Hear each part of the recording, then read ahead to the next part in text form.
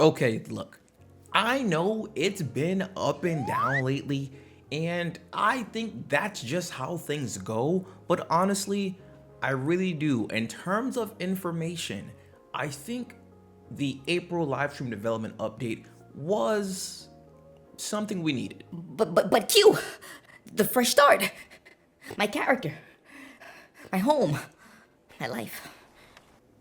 Keep it a stack. I don't think anyone is more bummed out about the fresh start than I am. I really freaking grinded on that bard, genuinely. But such is life. So, Intrepid talked about some changes that they're now implementing. We also got some previews. And then on top of that, there's a few things that's happening leading up to the launch of Phase 3, right? In terms of updates. So, Phase 3 is looking hopeful, man. So like I was saying, we did get a lot of information, and I think that's what they've been trying to go for in terms of the live stream development update, right? I know I recently spoke about, and I've heard it from a few others as well, where it's like the live streams aren't as hype as they once were. And I think that's because they have things that they're working on in game. Now, of course, everyone wants a hype update, but if we're not always going to get those hype updates, information is just as great, and I think that's exactly what happened during this live stream today. One of the main things that Steven spoke about is dynamic grading, and we've been waiting for dynamic grading for a hot minute. We initially saw that showcase almost a year ago. This was back in July, and a lot of us have been waiting for them to implement that feature. Now, Steven said that this is going to go into effect late June, early July. So that's only 2 months away at the most. We just got fresh realms, so now people are leveling again, having fun. I will say it is fun having a packed realm. They actually spoke about this in the Discord because they hit over 8,100 players during primetime hours, and that's pretty huge. And we all know this, playing any MMO when it's packed is always gonna make your experience much better due to the immersive feeling and everything going on in the world. After speaking about dynamic grading, they also stated that they're going from Unreal Engine 5.3 to 5.5. Every time we get an Unreal update, it's pretty gas, so the fact that they're skipping 5.4 is exciting in itself, so I'm super excited to see where 5.5 is going to take them. So the Unreal Engine update and the dynamic grading is just going to be huge for Phase 3, and this is what I keep saying. Phase 3 really could feel like a very different game compared to what we played in Phase 1 and in Phase 2. I don't think you're ever gonna get someone who's really upset about an Unreal update if a company is taking time to update their game to Unreal. I think that would just be foolish, personally. Now, the next few changes are going to affect us in a good or bad way, depending on how you look at it. I think it's for the best. Intrepid then dropped the bomb on us. We are getting gear drop changes. No! No! No! No!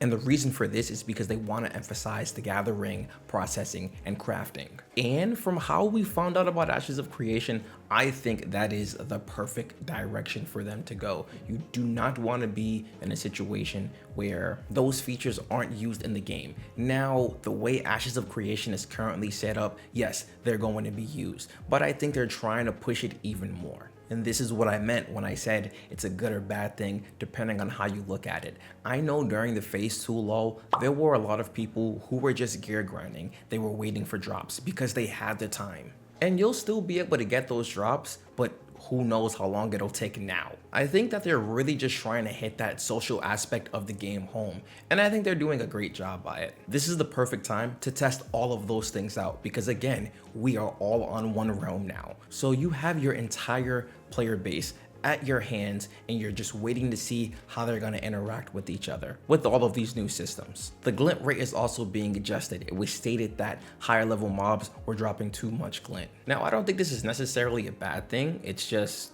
you're going to have to adapt to a new grind. I think as we continue to test in Alpha 2, we have learned several different ways to play Ashes of Creation, but this is part of that testing cycle where we get a new iteration of the game and we have to learn it a new way. And it's gonna continue to change and continue to change and continue to change. So we'll see how it works out. From my understanding, people kind of get by with how they find glint But I think that real challenge is gonna come in with the gear, because believe it or not, there are still a lot of solo players out there.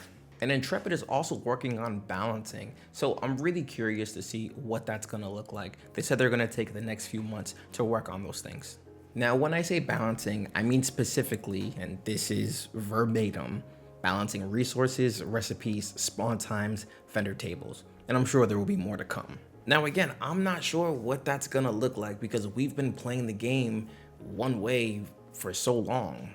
I do think it's very interesting though that they're talking about balance, and now the gear changes that they're about to implement are gonna be lower than what we're used to. So, I mean, to me, it seems like it's really going to be a tough way to kind of get ahead in Ashes of Creation. And I wholeheartedly believe that is what they're going for. I don't think that they're trying to make a hardcore MMO, but I do think just by the nature of it all, it is going to be a very niche MMO.